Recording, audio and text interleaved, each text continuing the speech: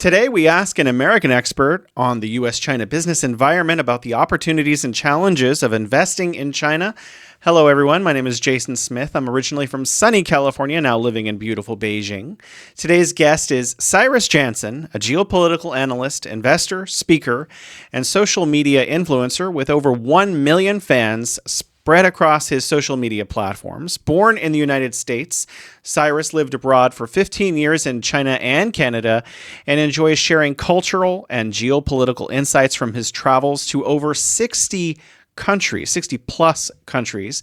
Based in Las Vegas, Nevada, Cyrus is the CEO of Fast Forward Marketing, a social media and consulting company helping brands in North America and Asia connect and build successful social media campaigns. Welcome back to the Bridge to China, Cyrus Jansen. Fantastic, Jason. Thank you so much for the nice intro, and it's great to be back. Well, I'm excited to hear your new insights. We haven't spoken in, maybe 9 months. Yeah. So China is undergoing a massive transformation to its economy, and the world is noticing.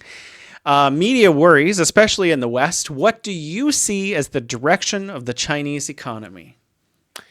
Well, I think, Jason, what you're seeing right now is a maturing of the Chinese economy. So I think that, for example, when I look back at my first years in China, now 17 years ago, this was 2007, 2008. This was a period of rapid growth, right? The Chinese economy in 2007 grew 14%. It was an incredible amount of growth. And, we got used to seeing these double-digit periods of growth in China. And so when it started to slow down, which naturally it will because the Chinese economy cannot continue growing, forever by double-digit figures. Obviously, the Chinese economy is much bigger in 2024 than it was in 2007. So I think what you're seeing now is you're seeing a maturing of the market. You're seeing a maturing of the economy and a big shift as well from China really trying to be more strategic on, what they're going to be manufacturing in the future. For example, we're seeing a shift away from the cheap consumer goods and more to the high-end quality goods. And I think that's going to be a continuing trend in the future. Yeah, I'm a big fan of DJI, which comes from, I guess, the south of China. But I just got a drone, and I have a bunch of their tools and tech. A lot of really neat gadgets coming out of China. As someone who has done business and does business and does consulting on doing business with Chinese partners, what do you think of ideas in, some of the common books for beginning business persons setting out on their trials and tribulations with China, like Guanxi and Mianzi? Are these useful? Yeah, I think it's certainly those are some good books because if you're going to read those as opposed to coming in completely blind, it's definitely going to help you. I think I'd say probably the best thing is just to be very open-minded. I think that's the most important thing for achieving success in China, and not to look at things from a typical Western lens. Having lived in China myself for over 10 years. I know that all of the expats or foreigners that are coming to do business in China, those with a very open-minded attitude and willingness to really understand Chinese culture, they're the ones that typically have more success. Again, if you're looking at China through the eyes of an American lens, it's not going to make much sense. You have to appreciate it that it is a different country, a different system, a different government. Things do run differently. And so, yeah, I think but for example, learning things like guanxi, which means relationship, and the importance of building that guanxi in China. Obviously, mianzi means face, and giving face, losing face. Having some good concept, good grasp of these basic concepts. Absolutely, they're definitely going to help you out in doing business in China. You point something out interesting to me, and that is, it's important that we're open-minded. It's important that we understand that there are differences. But when I look at the ideas specifically, let's just take these two as an example. So like Guangxi, have a good relationship. I honestly don't know personally, and maybe you can correct me if you disagree, Right. that it's that dissimilar from the U.S. Because in the U.S., when you have a business partner, you have to have a good relationship. So in China, you need to have a good relationship before you can conduct business. I don't actually see it's that dissimilar, honestly. In face, for example, if you're extremely rude to a partner that you have in the U.S., it's not going to go over well. So, I mean, is it really that dissimilar, or are these just more like guidelines, like you mentioned, to be culturally sensitive in another country and be prepared for things to maybe be a Right. little bit dissimilar? What do you think? No, I think you're definitely right. I mean, I definitely think that even between our two countries, there's a lot of similarities there. And, generally speaking, if you're going to be kind, wherever you travel in the world, right, be kind to others, treat others the way you want to be treated. These general rules, I mean, they're going to, if you're a good person, you're going to have success or at least, have a pretty good time in most countries around the world. I think it does provide, for example, there's some nuances there. I'll give you an example. I remember when I first went to China, my first job, there was an instance where my superior, he had questioned the general manager, and he had questioned him in the presence of the rest of us. I was a very young Mm. junior associate at that time, so that was a very big no-no. For example, I mean, you would never want to correct he was correcting his boss in front of someone that he managed, and so the Mm. boss had basically turned around and in a private meeting, it said, you made me lose a lot of face because, you essentially questioned my authority in front of people even beneath you. And so, you would never do that in China, right? If you want to question my authority, you would take that up on a more personal basis, more of a one-on-one. So that was just something where, I think in the West, for example, if we're all having a team meeting and all of us are, sitting there and it's more like a round table, we're having more ideas and discussion, you wouldn't have such strict rules. But in this case, it was a little bit more of this hierarchy, like, hey, you need to know your Mm. place and where you are in the system. And even though you're a foreigner, like you're still in China, you shouldn't be questioning me on this and that. So just little things like that, where you just need to Mhm. make sure that, Mhm. that they're, and I think even with the relationship, I would say this, Jason, is, in America, we tend to be a little bit more very strictly about business. Whereas in China, for example, if you're going to do a business deal with somebody new, they're going to want to take time to get to know you. Right. And I remember Mhm. doing some consulting with a German client.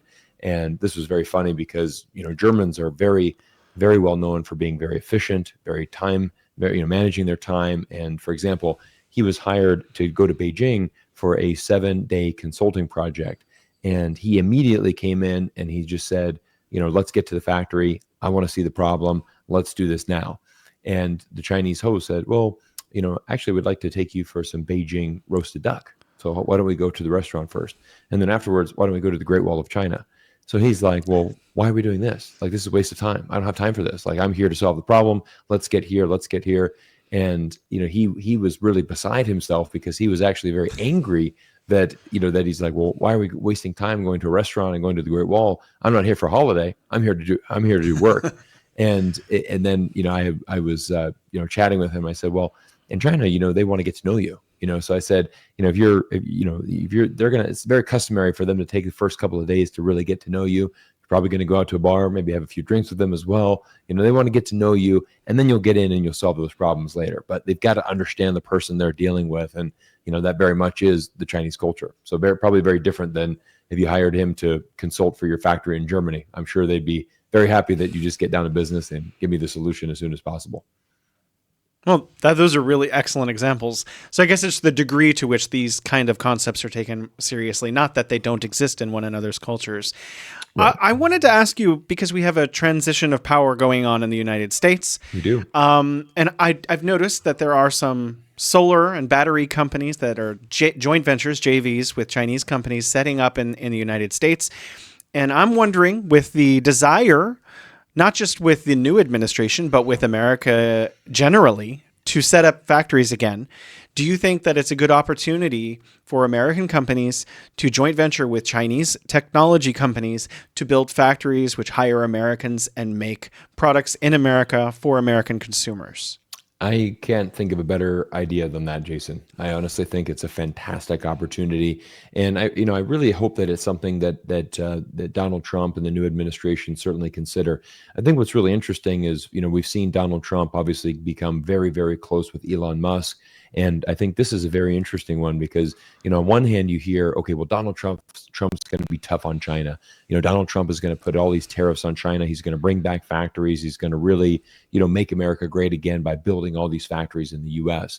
Well, the interesting thing, and I'm sure as you know, 55% of every Tesla in the world is coming from the Shanghai Gigafactory. So Elon Musk is not exposed to China. He is deeply intertwined into China to the point where there's no way he could possibly, leave China. And that really was an amazing development with China. I mean, the reason that Tesla is in China so deep is because he received government subsidies, from the Chinese government. When the Chinese government wanted to build that EV industry, they said, we're going to issue subsidies, but we're not going to restrict it to only Chinese companies. If foreign brands want to come in and take advantage of these favorable business conditions, you're welcome to come here. And that's exactly why Elon Musk went to China.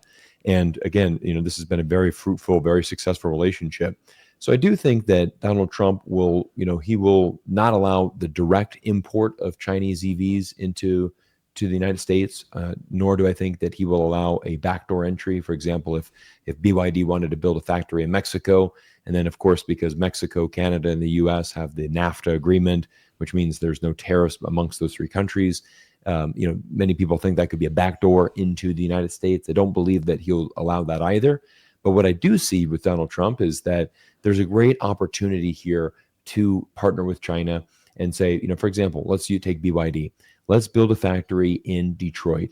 Let's do a 49% split, and let's make Chinese EVs, because you have to work with China if you're going to be making anything really with renewable energy, Jason, because it's not just EVs. We all know that China dominates the future of EVs, but they dominate the future of solar, wind turbines, all of these green technologies in the world.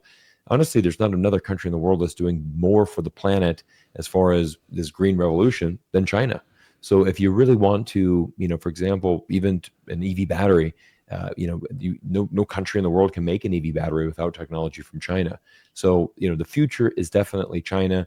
And if we are going to be building these factories, I'm all for doing a joint venture with China, building American factories, hiring American workers, and basically using the China model. This is no different than how these foreign companies went to China and started building their factories. They went on successful JVs, and the Chinese were able to profit from that.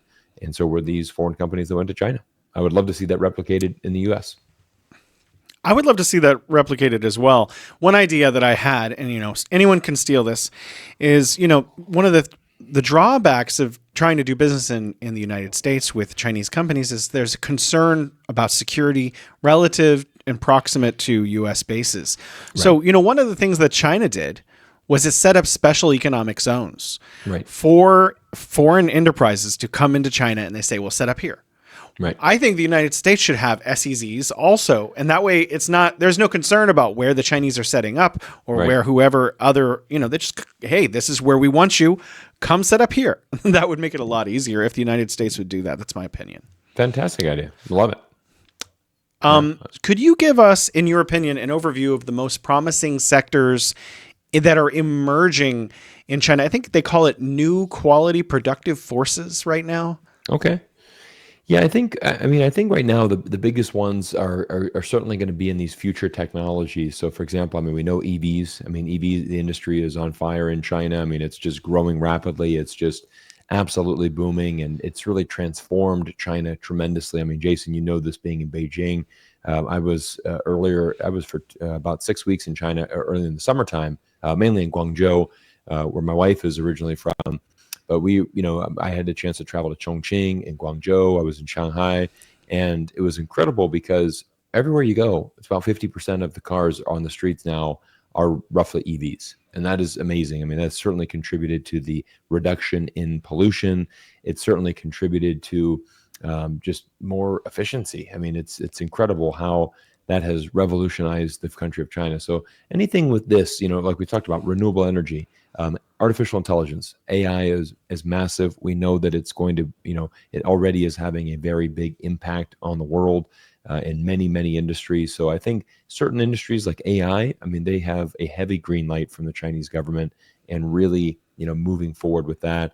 And again, I think going back to that high-end manufacturing, there was an initiative from the Chinese government started in 2015 called Made in China 2025, where they really wanted to, again, produce these higher end products. The best example would be something like an iPhone, which is incredible because it's, one of the best pieces of technology. There's a reason why Apple has a huge presence in China. And even though people, will probably, so there might be people pushing back and say, well, I heard that they're trying to build all these factories in India. Aren't they going to remove it? It would take, industry experts say that it would take Apple about 10 years time to actually exit out of China if it wanted to, if it could. But even that would be, filled with difficulties, and would really harm their business. So I mean, yeah, they're going to certainly potentially build some new factories in India, but the vast majority, well over 80%, are still going to be manufactured in China for many years to come. Do you want to talk? You were just here in China. You were traveling all over. Do you want to talk about your trip? And I also, in addition to telling us a little bit about your most recent sojourn to China, would you tell us, is it as dire as Western media says? And is consumption happening? Are people out shopping? What was your experience?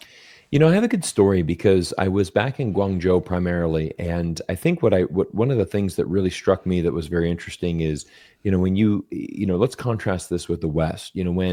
When the financial crisis came in 2008, 2009, even COVID as well, which shut down all of these. One of the big sectors that gets hit is restaurants, right? Restaurants, immediately people start saying, well, we're not going to go out and eat anymore. That's obviously more expensive. Let's grab groceries. We're going to cook at home every meal and try to save money. So, I think in times of really dire economic, times, I think it's very, the restaurant industry is a very interesting indicator to observe. And, there is an advantage in China because, you can eat out relatively affordably. Obviously, there's a whole range of restaurants in China really suiting every budget, whether it's, a couple dollars or a few $100s, you can find everything in between. We actually went to Guangzhou, went to Foshan. So went to Foshan about 30 minutes outside of Guangzhou. And my wife and we met up with one of her former high school classmates that is an entrepreneur. And he opened 4 restaurants in Foshan in the last, about, I think, maybe 2 or 3 years. And that was one of my first questions. I said, I really want to know, obviously business has to be good for you to open up 4 new restaurants in the last, 2 or 3 years. And, that day we went there, and I mean, it was packed. Every table was filled. And his restaurant concept was interesting because he ended up studying abroad in New Zealand, and he spent a lot of time in the West, so he's very well versed in Western culture. But he basically created this brunch restaurant, so it had a lot of more westernized items. But what was really interesting is that it was a little bit more fusion. So we had some Chinese, Japanese, Korean inspired items, and then he had a lot of really creative coffee. And as you know, coffee culture is really booming in China. So it was a very creative menu, and it was just very well received with the local people, throughout southern China. And it was great. And I said, what about the economy? And he said, well, what's interesting, Cyrus, is that, our price point, for a meal, for example, would be around 100 RMB, per per person. It would be the average ticket price at a restaurant. And that would probably include like a brunch menu and, like a coffee of some sort. And, 100 RMB is around 15 US dollars. And, that's a good price point. And so he said, even though the people are, the economy is certainly not as robust and it's not as strong as it once was before, people are still saying, well, you know what, I can spare 100 RMB. Like, I'm going to still go out and, like I'm not going to spend, 1,000 RMB on dinner, but 100 RMB I can. And so he basically found a very valuable niche for him, and it's been very well, and I mean, again, like I said, we went to the restaurant, every table was filled, and he's like, yeah, every day it's packed. That's why we've expanded to 4 restaurants. And, he was kind of giving us some really interesting insights. He had another venture, which was the spinning sushi restaurant that he ran for a number of years. So, it was really interesting to talk to someone really on the ground and local, and talking about consumption, talking about restaurants.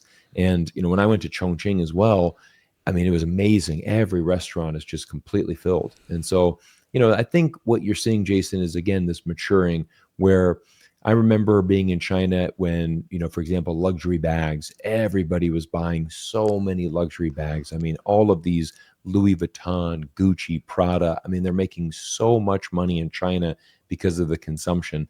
And I did read this amazing report that, had interviewed some local Chinese, and they said, we were in this industry, for example, insurance, and every year our salaries are going up by 20%. Every year we're just like, wow, it's almost so easy. And so they're just like, yeah, you know what? Every December, I'm going to treat myself to a new Louis Vuitton handbag. And then they're like, yeah, since the COVID and since the economy has shifted a little bit more, that 20% increase in salary is not coming in. It's much more, and Chinese, they have a very different mentality. Chinese is a savings culture. Chinese people save money, probably better than most people in the world, definitely more than Americans. I mean, in America, we live on debt. We very much live on the culture of you want it, use your credit card, enjoy it now, figure out how to pay for it later. And if you don't pay for it, just rack up a bunch of debt and, just deal with it later. That's the American culture. China's not. China's still, they want to pay for it up front. I mean, if they don't have the money, they're not buying it. So it's a very different culture. And so I think when the economy shifts, they're going to start to be more conservative. And, you see that where people are saying, hey, let's save some money.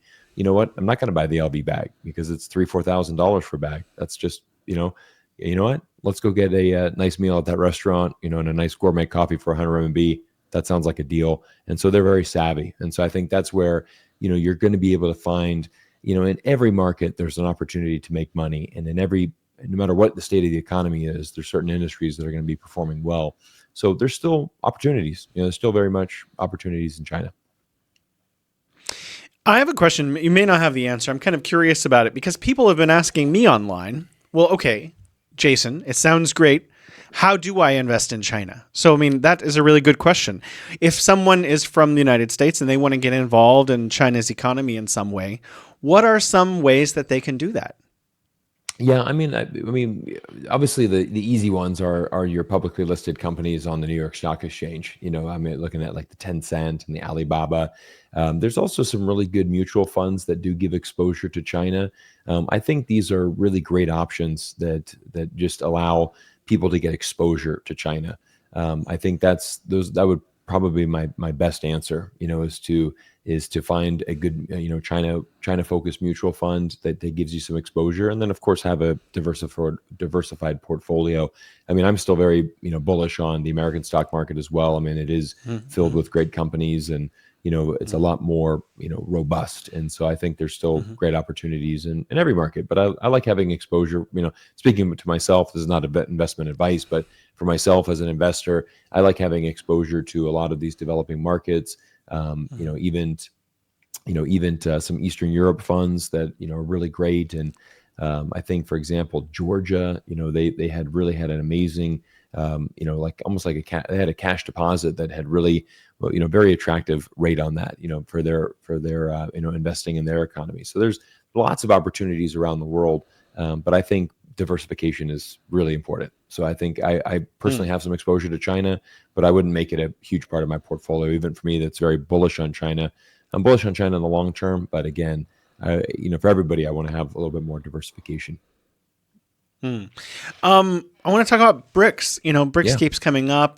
There's even the idea of a BRICS internet national payment system that may someday be a serious competitor for SWIFT. Right. And my question is the world multipolar, and what does that mean for America and investors in America?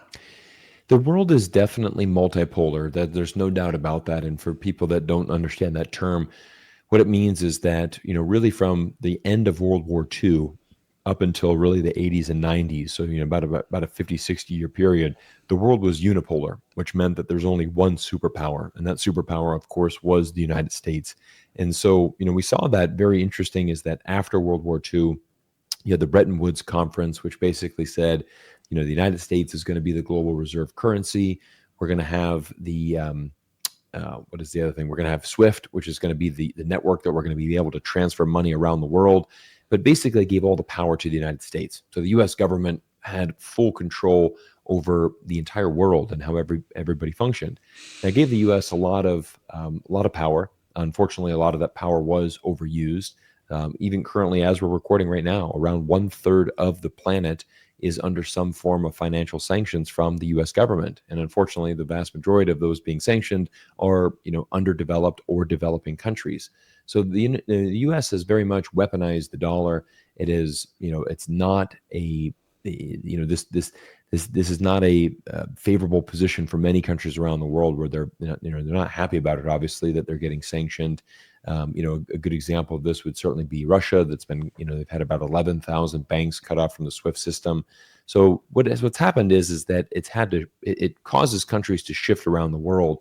And what's interesting is that what I want more Americans and more Westerners to know is that we essentially live in an information bubble, because you have the U.S., Canada, the European Union, Australia, Japan, and New Zealand. This is basically kind of the Western bloc, if you will. Well, that leaves the vast majority of the world not in that bubble, and that is all of South America and Central America, all of Africa, the Middle East and Southeast Asia, which is, over 80% of the world's population when you add them all up together. So what's really interesting is that you see what we call the global South, and another term that's probably more appropriate would be the global majority. And that is, all of these places that I just mentioned, and all of these places are, looking for alternatives to the US dollar. They're open for, doing business with China. And that's really where the world has shifted with the rise of China, is that we're now multipolar. And that simply means that that countries have options. You don't need to only hold US dollars if you want to trade around the world. You can certainly hold Chinese renminbi and do business directly with China. You can certainly do business with Russia in a different currency. And, you might be thinking, well, who wants to do business with Russia right now? I mean, aren't they being sanctioned by the world? Well, the world's largest democracy, India, has done a tremendous amount of business with Russia, because Russia cannot sell their oil and gas to the European Union. Germany, for example, their entire industrial base was built off of cheap Russian gas and oil. Well, obviously, Germany can't do that anymore because they're sanctioning Russia. So India has come in and they are buying tons and tons of, actually, they're buying like 2 million barrels of oil a day from Russia at a huge discount, which is great, because then India, not only do they need that for internal consumption, they also turn around and then actually put a markup and then they sell it back to Europe. So it's hilarious that, Europe is still buying Russian oil and gas. They're just using India as a third party, but it's essentially the same oil and gas. So India has found themselves in a very lucrative position where they're getting a great discount on the oil and gas that they need to grow their own economy, and then also, be able to sell that as well over to Europe for a profit. So again, this is the thing that I follow a lot, Jason, is how the world is shifting. On my YouTube channel, when I launch a video about BRICS, I always love reading the comments, because I get comments from literally, dozens and dozens of countries around the world. Hey, I'm watching this from Mozambique. I'm really following the story about the rise of BRICS. Hey, I'm watching this from Peru, from here, from there. All of these global South countries, have a very big interest in BRICS. And, I think this last meeting, actually in October, the end of October, it was the most successful BRICS meeting that the organization has had. And there was a lot of big developments there that are, quite amazing for that group and for the future. What I found amazing, and I guess this is not actually a policy or anything, I was just stunned to actually see a physical version of what a currency might look like. And, you wouldn't obviously go to the grocery store with that in one of these countries, but it might be used maybe for trading between nations. I just thought that was fascinating. And maybe policies might be shifting. We've been in a trade war for the last 2 administrations. Do you think that there will be a substantive increase in tariffs moving forward? And what's that going to do to China? What's that going to do to the United States? What does that mean?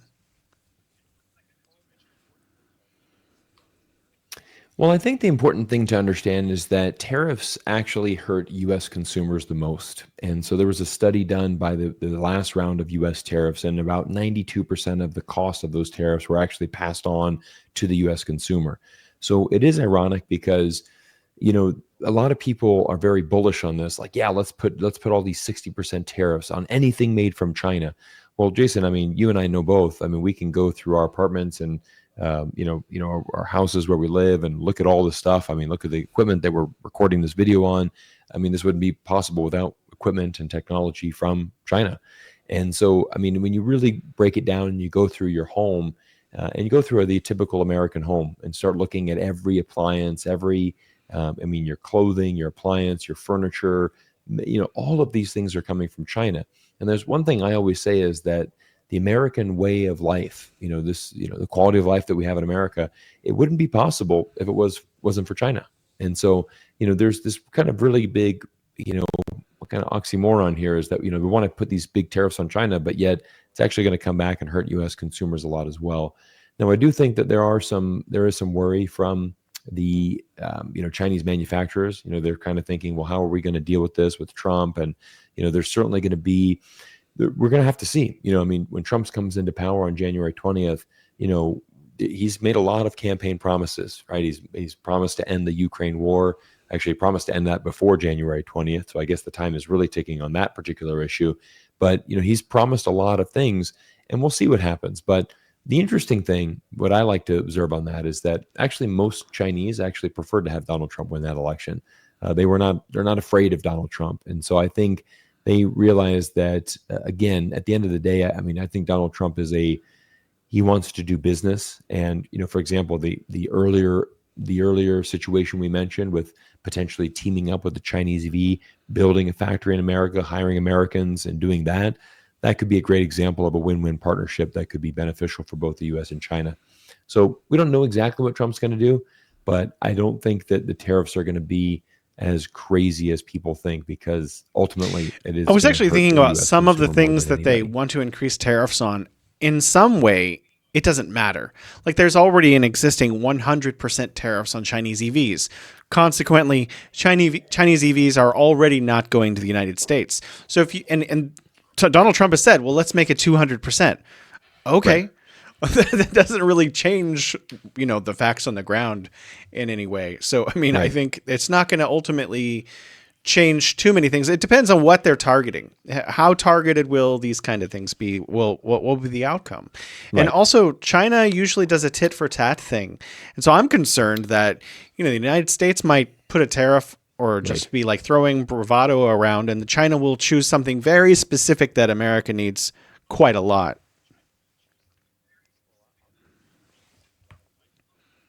Well, I'll give you an example of that, because I have a great example of that. Is that it's actually the farm industry. So, for example, the soybean and the corn industries, so soybean and corn farmers in the United States, their biggest market by far is China, and they produce the vast majority of those exports. They are exporting over to China. So, what happens if China puts a 60% import tax on those? Well, that's going to completely destroy that industry. And again, it's this kind of tit for tat. And that's the leverage that China has, right? Well, if you're going to sanction us, we're going to sanction you. And so it very much is, we can either go, hey, let's find a way and build a good relationship together. But obviously, if you're going to sanction me, well, I'm not just going to take that. I'll sanction you right back. So, it really, the ball again is in the United States courts. How do you want to deal with that? The irony here, though, Jason, is that U.S. farmers are overwhelmingly very, very supportive of Donald Trump. They're one, the biggest groups, kind of conservative Midwesterners. These, always have voted Republican. And I think what's really interesting is that they could actually end up being the biggest losers in this, if in fact there is a tit for tat, from China. But that soybean and corn industry has been described as an irreplaceable client. China is an irreplaceable destination for these products. If we lose that market, it would absolutely wreak havoc on the industry in the United States. So again, it goes back to my main point here, Jason, that I always preach, and it's the fact that for the last 50 years we've been building up a good relationship with the U.S. and China. It's really hard to, start to peel everything away from that and just say, we don't want to do business with China anymore. Essentially impossible. You just can't do that. So let's figure out a way to work together. And yeah, I hope that's. Well, I hope you're right. And I hope that is the direction that we are headed. I wanted to talk about the consumer base in the United States because, you mentioned earlier since World War II, and the United States has had the largest in the past industrial base of any country in the world. Not true anymore. Now it's China. But the United States also had the largest middle class in the world. And I think to some extent it may still, because even though it's a smaller amount of people than China's new growing middle class, Americans just spend so much money. Like you mentioned, Chinese are very good savers. But now we have hundreds of millions of Chinese rising up into the middle class. Right. And even though they are super savers, there are evergreen products like baby bottles or whatever it is that you will always just need. So how do you see the differences and similarities between the middle class or the consumer class in the United States and China?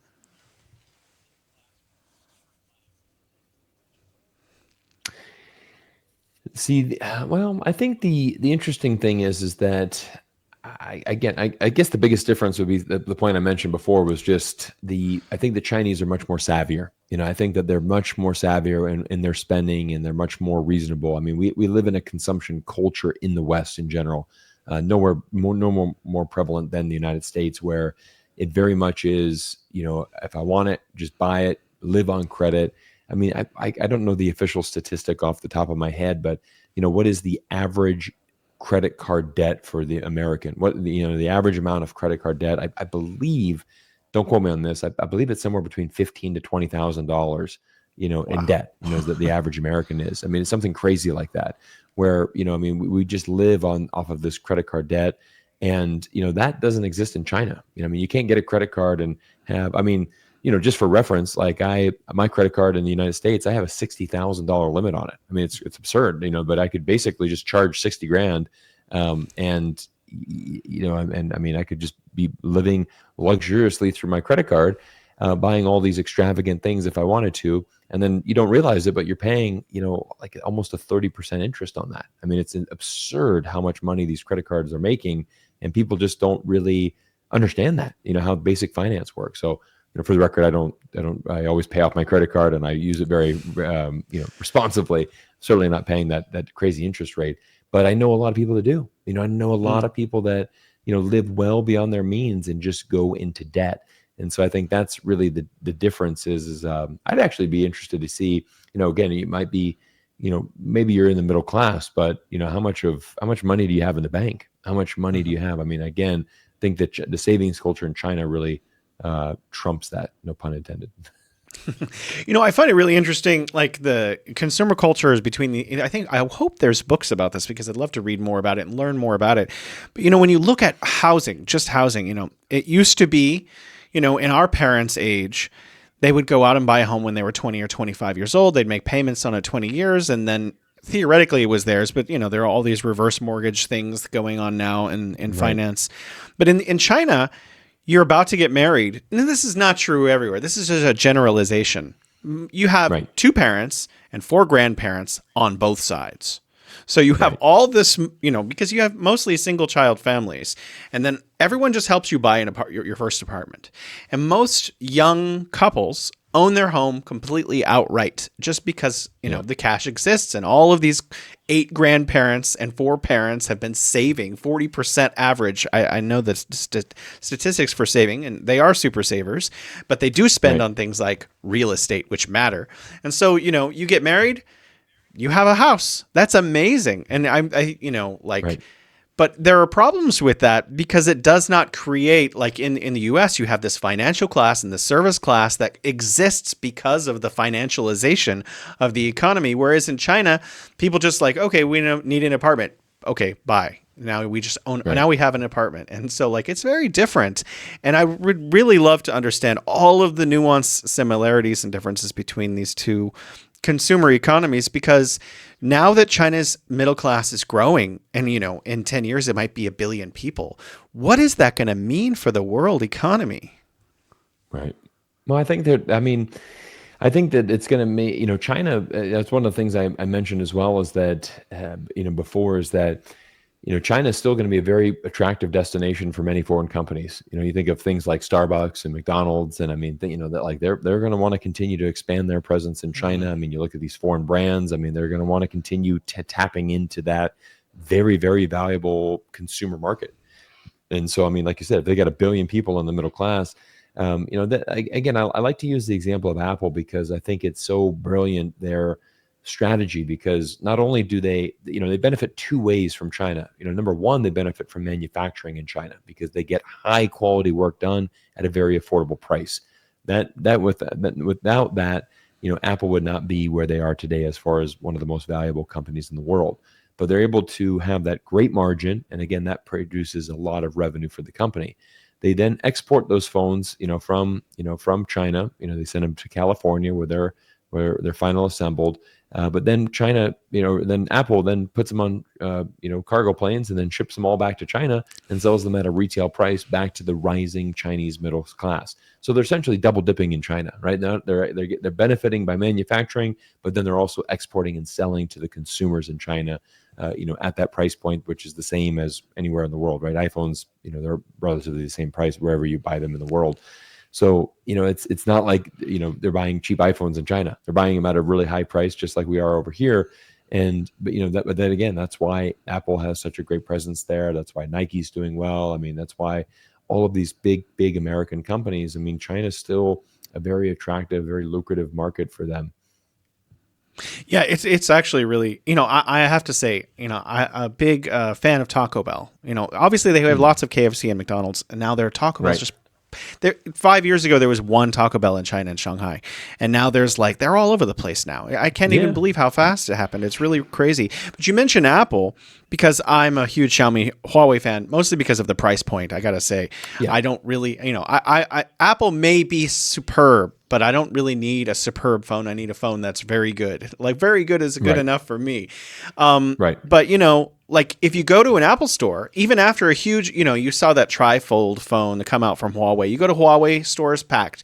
Then you go Right. to Apple store, still packed. It's not like everyone just left Apple and went over. There's super fans for Yeah. that company too. So yeah, there's just so much opportunity here for companies to Oh, sell. yeah. But I want to pivot to manufacturing because China recently, I guess they really want, more FDI, even though it looks to me, when I look at the numbers, about the same as it has been for the last 10 years. FDI, foreign direct investment into China, has been good.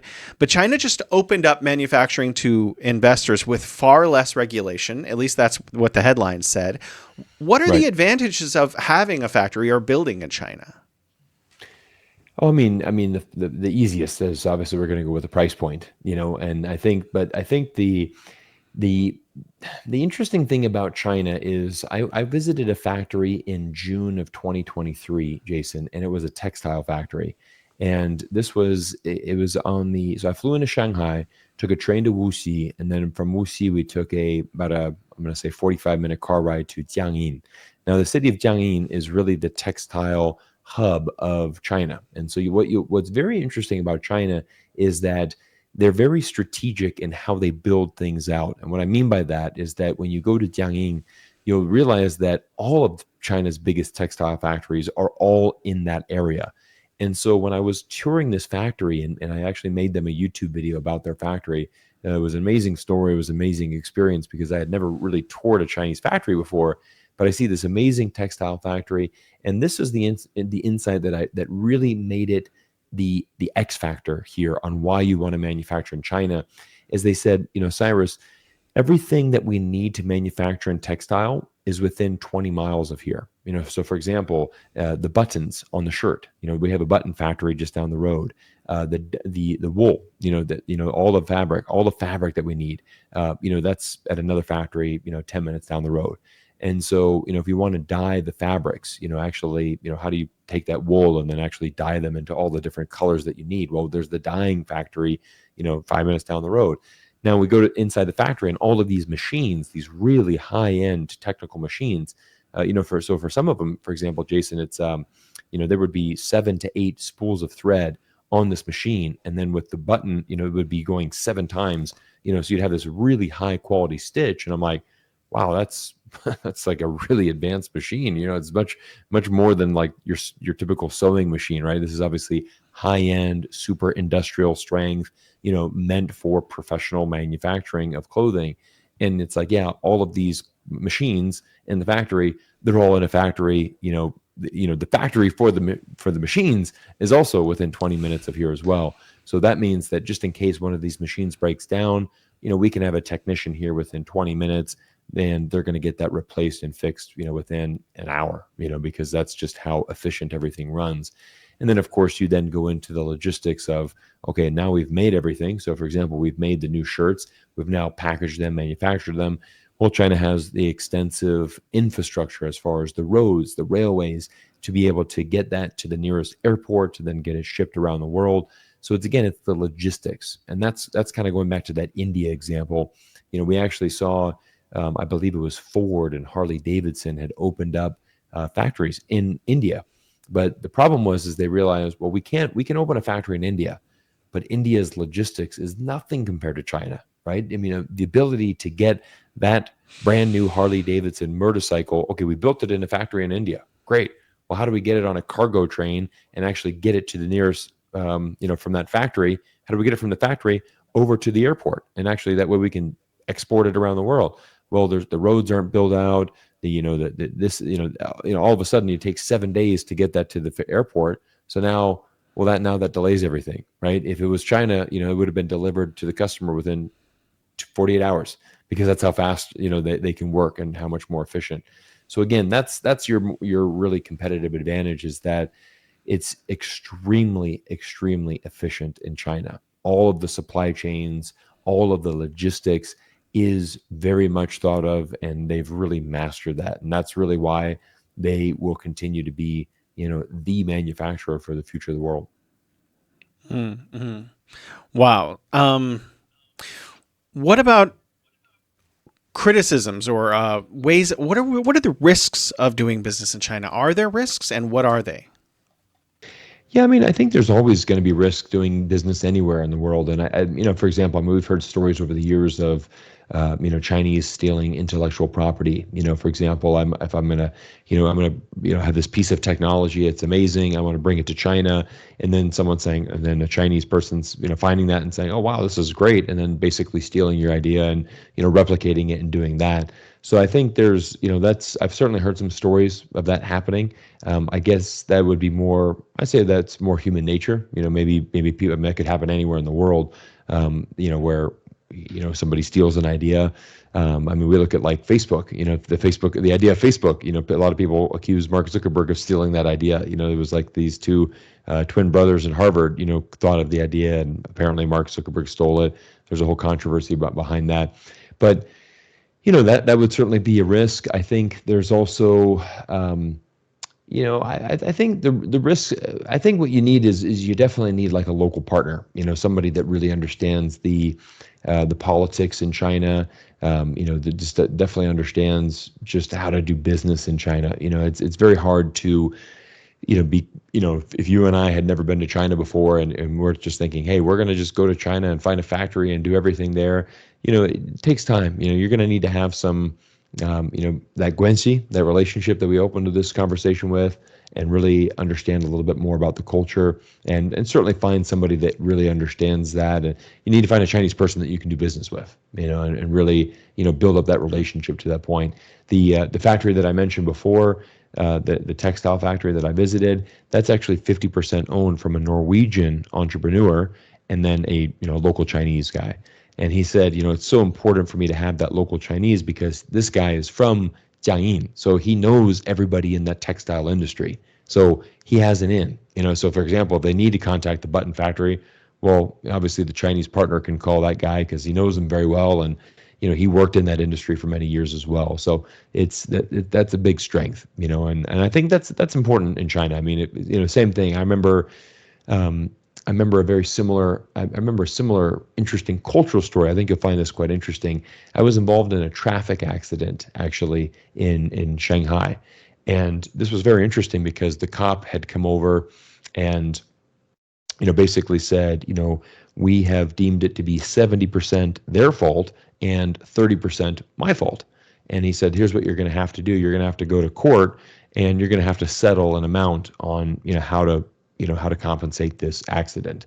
And so, for example, let's just say that the bill was $1,000. Well, if they're responsible for 70%, then they'll pay you $700. That's essentially what it is. And I remember, talking to my boss about this, and he said, hey, if you're going to go to court, what you need to do? You need to find a Shanghainese person to go with you, because it's not even good enough that you speak, Mandarin, or that, I speak Mandarin. You need to have like a local Shanghainese person there, because you're kind of in Shanghai dealing with that. And so sure enough, we had this lady at our work that was local Shanghainese, and when we went to the court, the judge was Shanghainese, the person that we were kind of going against was Shanghainese, their lawyer was Shanghainese. So if we didn't bring a Shanghainese person to the table, they could have easily started speaking Shanghainese and kind of shifted everything in their favor. But they were just like, yeah, this is really crucial that you got somebody here that can speak Shanghainese, because this is just kind of the local. You need someone that really, really understands the local politics and what's really going on. And didn't matter how fluent my Mandarin would be. I could be the most fluent Mandarin speaking foreigner. I wasn't going to help me in that situation. So I was like, oh, really interesting kind of cultural insight there. What do you see the rise of Belt and Road as? How important is it to China's new economy? Jason, I think it's everything, because when you look at the Belt and Road Initiative, okay, many people thought that this was really just China's kind of a pipeline dream, if you will. So Belt and Road, I believe it launched in 2013, if I'm not mistaken.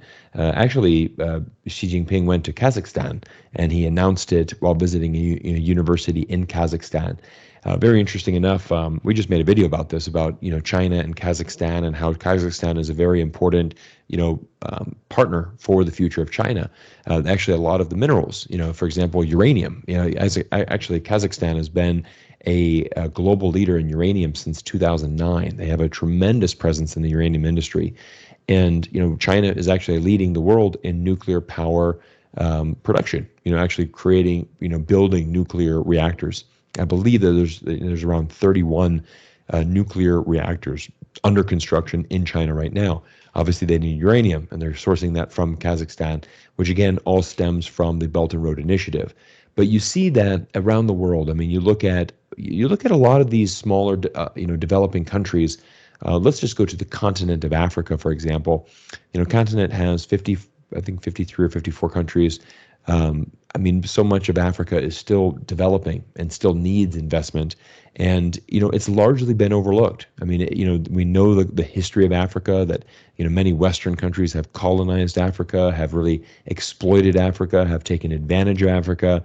And that's, for many people, they say, hey, you know what, this is why, Africa isn't as developed as it could be, because of our history of colonization, colonialization, and the simple fact that the Western countries were never interested in helping us develop. You just wanted our assets. And we all know that Africa is the most resource rich environment in the world.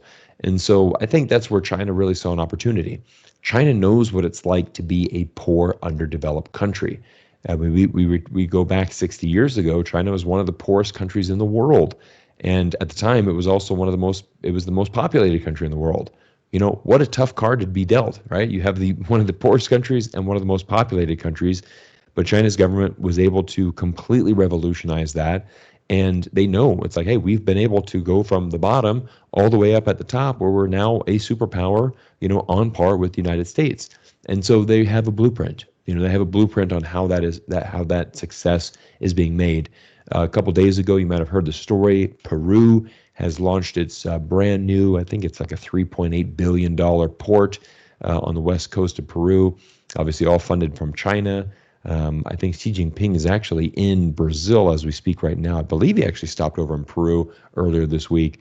I know he's in South America at the moment, but that was a huge deal. That was a massive deal for this port to be opened up. BYD is going to be coming in with those Chinese EVs. They're going to be building a factory in Peru. And so it's actually quite amazing. I think it really speaks to China's long-term strategy. I mean, you'll know this well, Jason, is that the Chinese government every 5 years they basically issue a new 5-year plan. Here's what we're going to be doing. I believe China's in its 13th consecutive 5-year plan. And what's so incredible about that is that China's government has this ability to plan for the long term, right? They can really plan, okay, what are we going to be doing 5, 10, 15 years out? And that's a little bit harder for the United States, for example, because in our country, as we've seen with this election, you can change governments and change directions on a complete 180, with the results of an election. Obviously Donald Trump is going to be going in a very different direction than Joe Biden or Kamala Harris would have taken the country. Now, is that the better direction? We'll see. We'll see what that's going to look like. No one really knows exactly what Donald Trump's going to be doing.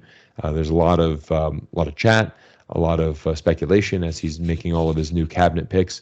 But I think with China's Belt and Road Initiative, I think it's been a phenomenal contribution to the world. I think it's helped a tremendous amount of countries, and I think it's incredible because it is going to be a major part of China's economy in the future. Mm-hmm.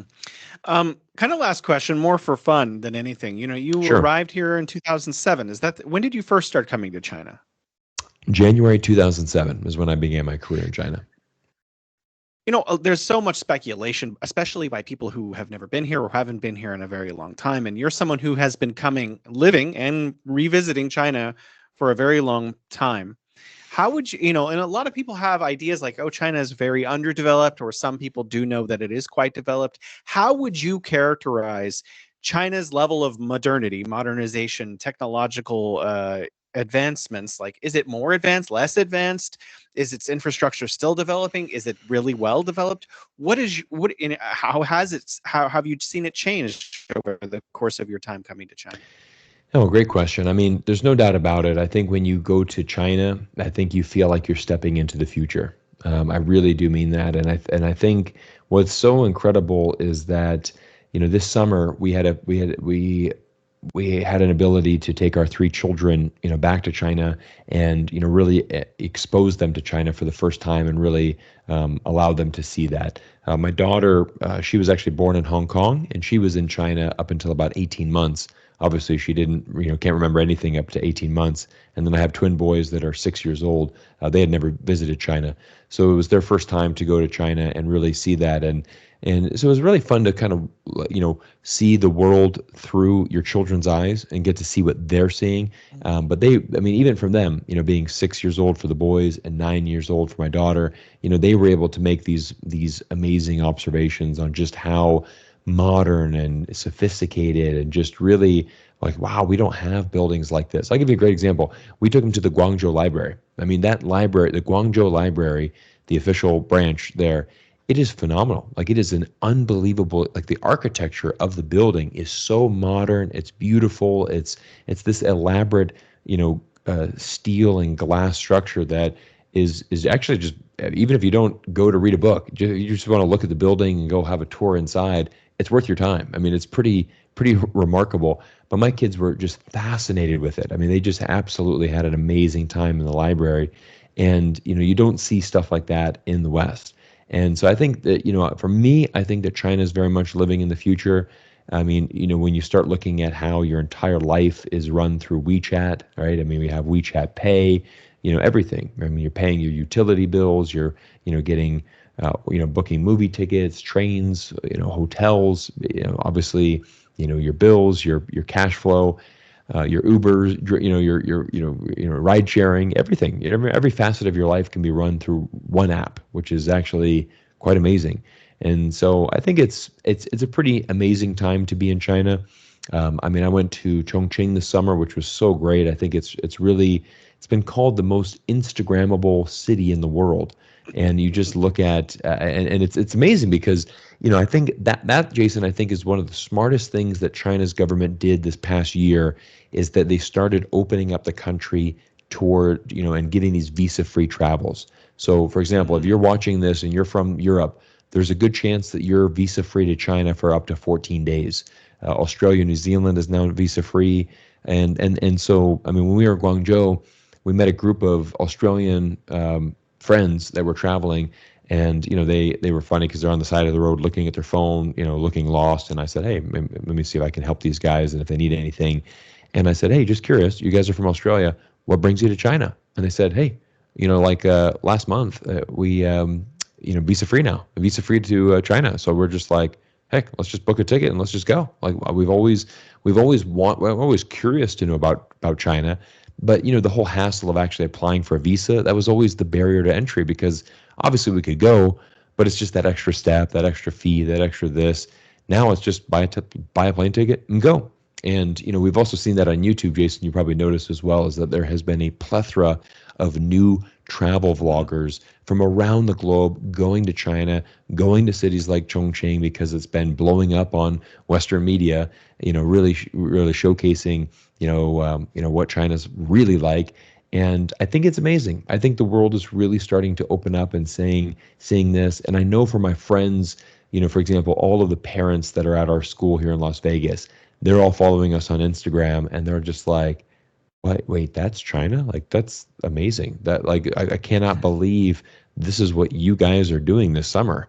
Like, you guys are going on a family holiday to China, and now we understand why. Like, that place looks incredible. And so, yeah, I think my biggest message, Jason, and I'll leave you on this one, is that um, you know, I want people to just be open and and just to go to China. Really, really, don't judge China unless you've had a chance to go there and experience it yourself and really take it in, because I think the China that you are presented in Western media is very different to the China that you experience on the ground. And that's the key thing. And that's why everybody, honestly, head to China. You'll have an amazing time. Amazing. It's always nice to see the world through your eyes, Cyrus. I hope we can get you back next year. Thank you so much for your time. Absolutely. Jason, thanks for having me. Love your work on the bridge. And again, I really appreciate your support.